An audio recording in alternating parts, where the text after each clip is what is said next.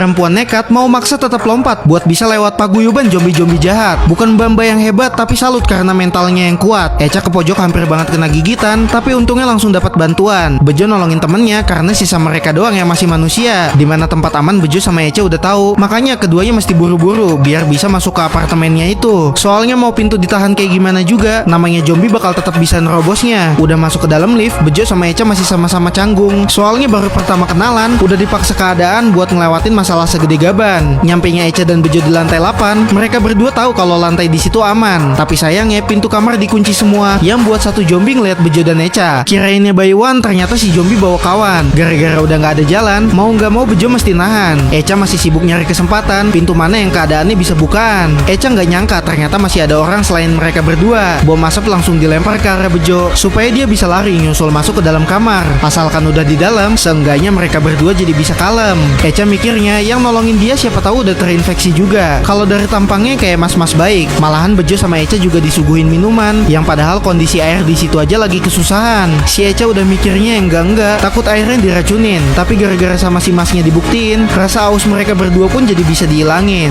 Bahkan Echa sama Bejo dikasih makanan, tapi dua-duanya asal sembarang makan. Sampai si Echa ini muncul kecurigaan, kenapa ada foto keluarga tapi kok kagak ada orang-orangnya. Kepala Echa mulai kepusingan, dan ternyata si Bejo malah udah pingsan duluan. Bejo diikat di tangannya, dan kalau si Echa dia mau dibawa, dikunciin di sebuah kamar yang mana ternyata si Mas Panjul ini emang punya rencana. Sama Mas Panjul Echa mau dijadiin umpan buat istrinya dia yang udah berubah jadi zombie kelaparan. Tapi masih aja dia tahan pakai iketan. Emang dikata kambing apa ya? Kalau Min Pao di posisi Echa mungkin udah cipirit di celana, apalagi dia nggak bisa kemana-mana. Echa udah ke pojok nggak ada lagi harapan. Udah mana si Mas Panjul ngelepas tali dari pegangan. Mas Panjul pengennya supaya istrinya bisa tetap makan. Bejo yang bangun dari pingsan, dia sok mau jadi pahlawan tapi udah telat duluan. Talinya dilepas yang bikin zombie jadi bisa bebas. Mas Panjul emang ada kelainan jiwa. Udah tahu istrinya bukan lagi manusia, tapi sama dia masih aja dipelihara. Karena suara Echa udah nggak kedengeran, Mas Panjul jadi mau ngecek keadaan. Apa iya istrinya udah makan? Gimana kelanjutannya?